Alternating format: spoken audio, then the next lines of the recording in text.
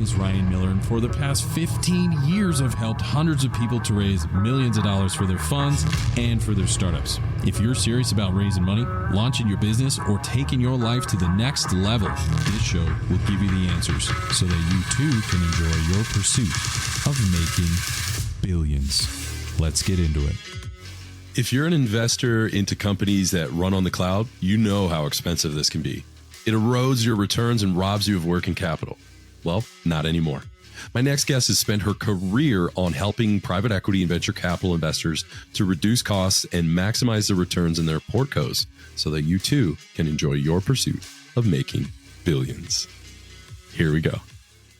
Hey, welcome to another episode of Making Billions. I'm your host, Ryan Miller, and today I have my dear friend, Claire Milligan. Claire is the CEO at Aimably, a software company that helps venture capitalists to reduce the cloud costs of their portfolio companies. So what does that mean? Well, it means that Claire and her company at Aimably help venture capitalists and fund managers to enhance their return on investment while reducing wasteful costs for any company they invest in that runs on the cloud. So Claire, welcome to the show. Thanks so much for having me. I love the community you've built and how people are so focused on just not only returns, but also how to behave and be great in society. So I think you're doing an amazing job. Yeah, thank you. And we've been fortunate enough to be in the top 2% in the world, and it's all because of amazing guests like you. I want to jump right into things. You've been an expert, you've been an operator in private equity. What advice can you give to private equity venture capitalists on achieving just the best possible outcome for their investments? I think the most important thing to remember is that you wouldn't have bought this company or invested so heavily in this company if you felt like it would be successful without your investment.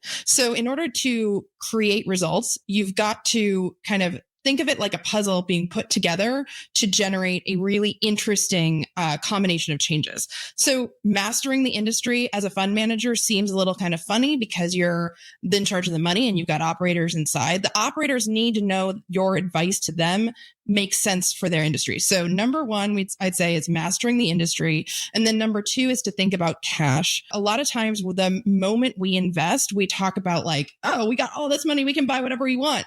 But conserving it and placing it in really specific investment directions can create this step change that you're hoping to do. And then the third piece that I just want to kind of highlight is that a clear vision for the future is so important in communicating to the teams. So we talk about like how a business is positioned. And in private equity, oftentimes it's through roll-ups.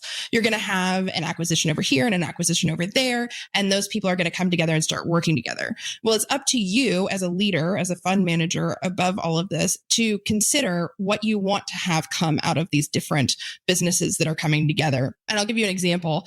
I was working at a private equity owned business, and I was in charge of a line of business that had previously been a growth business. And I was asked to turn it into cash cow. That direction was super clear for me. And I really appreciated it and established a really great relationship with the fund manager at the time. And then in order to make good on that request to me, we went ahead and made a ton of changes, raised prices, cut costs, did all kinds of really cool things that to change the strategy and structure of that business that would have been harder if there was like this kind of behind the scenes kind of subtle communication, maybe she'll make the right decisions piece there. So piecing the puzzle together of where you want to go and then also working with your operators to get there is just the right move, in my opinion. Wow, that's absolutely brilliant. So maybe we'll walk through. So this is really good. And what Claire brings to the table is not only an expertise in private equity, but your expertise in Aimably and reducing cloud costs, which ultimately benefits everybody, really. Reducing costs is the name of the game. I'm a recovering CFO, so it's a nasty habit that we do as we try to cut costs. Sometimes we say cut fat without cutting muscle or bone. And so speaking of cutting fat and really just reducing the unnecessary waste in a lot of your operations, maybe you can help us understand, like just point blank, what does Aimably do and why can't fund managers live without you? Well, we make sure that fund managers deliver shareholder value and conserve capital for their businesses that run in the cloud. We find and reduce those hidden costs, the ones that are the fat, and we give opportunities for great returns. Brilliant. That sounds awesome. But what exactly does that mean? Maybe we can unpack that a little bit more and just understand, maybe a level 2 explanation on that. And let's dive into that. Yeah, we have two lines of business. The first one is cost savings, and the second one is due diligence support. When it comes to cost savings, we are talking about how should a company leanly operate on the cloud. don't leave the water running, don't have these extra systems in test just floating out there. All of those details are incredibly difficult to know and to model and to plan for. And it's a complete black box to CFOs and even further away to fund managers. So to get a vision into what is our state of the cloud and where are we going and what kind of fat can be released is just such an opportunity that I wish I had when I was doing that change that I was talking about. Because think about it, if you can release the payment for a server for a month instead of letting go of a person, that's just an incredible value. Tying into that, our due diligence offering gives you a snapshot, like a 24-hour snapshot. We will do it for you in 24 hours. So you can see exactly how the cloud is operating in that business, where they're spending, the maturity that they have, the initial like dig here questions you should be asking. That gives you the opportunity to say, how much can we take in terms of debt? How much can we pay back? Is there an opportunity for more cash out of these savings that could give us an edge in our offer over somebody else's? Essentially, not only do we understand savings for the cloud, but we understand investment strategy, and we're here to help you. Yeah, I love that.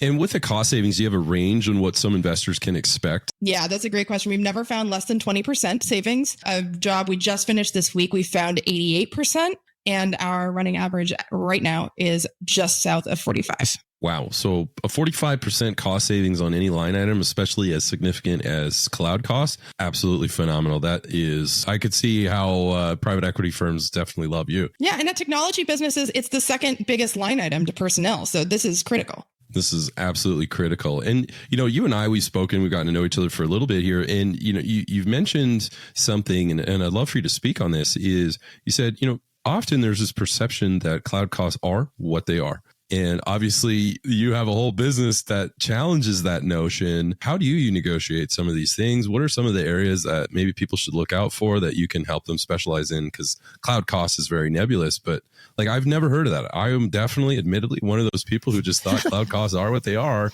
And then you say, well, no, not exactly. Not when you're working with us. What does that entail? Well, think about this conceptually from the standpoint of, in a data center, you own these servers, you run the data center. It is a capital expenditure. It's there. It's done. No change. You move to the cloud and the offering is positioned as you only pay for what you use, which is a great concept. Except a lot of companies now are running those servers continuously that they would have run in the data center on the cloud. And unfortunately, not taking advantage of the fact that these things can instantly turn on and off and that you can structure your business so that you're only paying for what you use. The greatest savings across the board for any company is to take a specific service they're already using in the cloud and structure it so that it will expand and contract with load.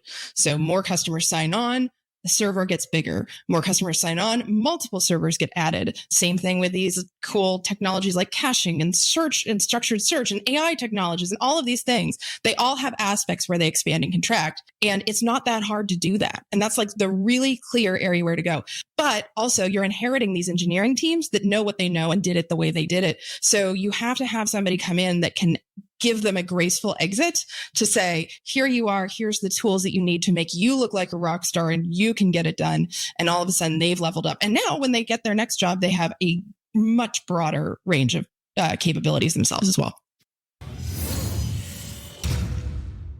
Thank you for watching. If you've made it this far, we must be friends. So don't forget to like, subscribe, and click that notification button. Now, let's get back to the show.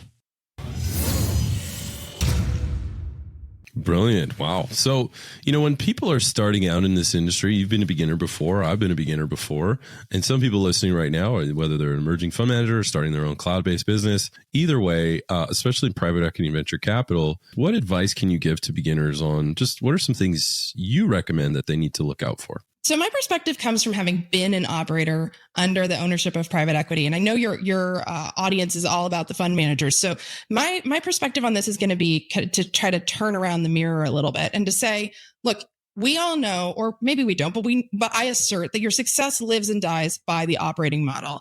And by that, I mean the financial statements you build in order to envision this company in its new iteration and structure once you've done the work of transforming it. And so there's a couple of pieces I just really want to drive home about how you can make that operating model successful. The first one is I think you need to build it before you buy. A lot of times there's ideas and cool things, but also the race to win against the other folks that are out there, especially as emerging, because you're going to be competing against the big guys sometimes.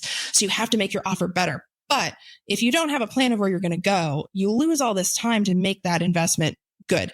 So tacking on to that, you can easily go, okay, well, I don't need to go that far. I'll just use some benchmarks. I'll build this new forward-looking P&L based on some benchmarks. We're going to be good. No problem, Claire. I don't really have to do that. Well, you wouldn't buy the business to keep running it exactly the way it ran before. There's no point. It's not worth your extra capital that you've put into there. So be very selective about those benchmarks that you use. I'm not saying don't use them, but find the companies that have industries that are similar, that have success stories based on where you are now and where you're headed, and then structure your P&L model and the larger operating model to match that.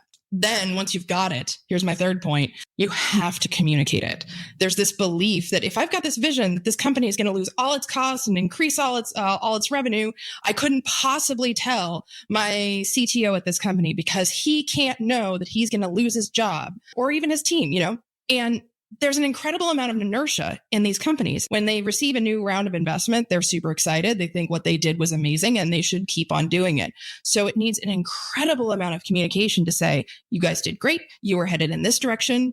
Like my previous example, you were growing this business at all costs. And now we're turning around and this is going to be a cash cow so that you can support this other line of business. Or, hey, this tiny little piece of software that's in the corner of your product portfolio, we think it's great and it's going to drive these other things. So, lean into that. All of that communication is required. You have start with the fund, move to the operators next, and just speak it as loudly as possible. If it doesn't fit with how an executive is planning how they fit into the business, that's fine. They can leave.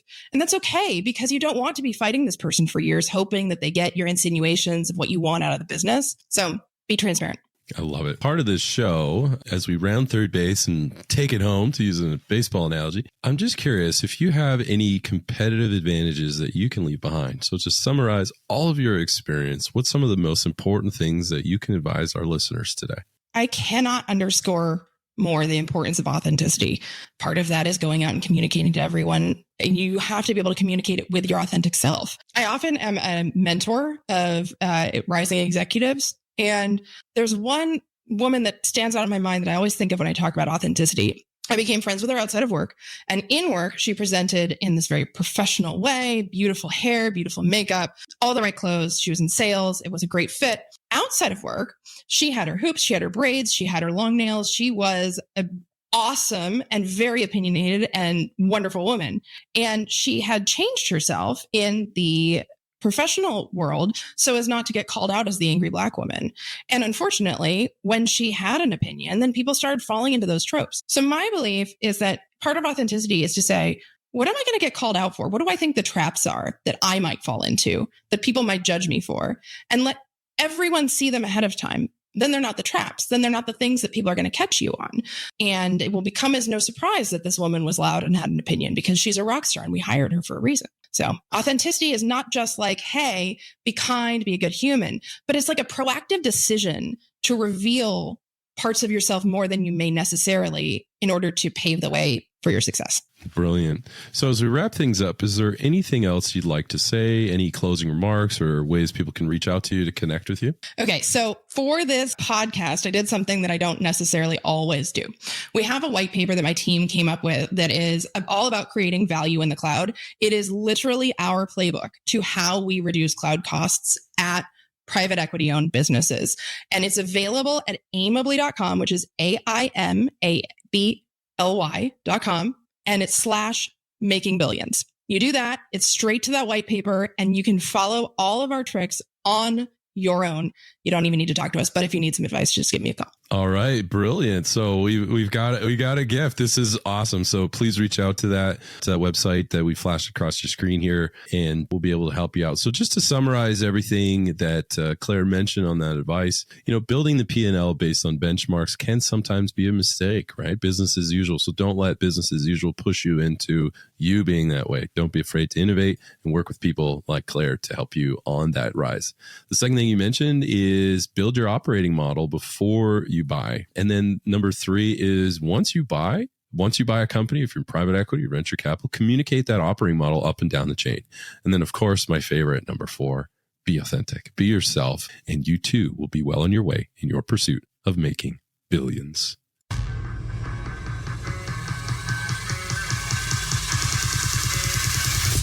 Wow, what a show. I hope you enjoyed this episode as much as I did.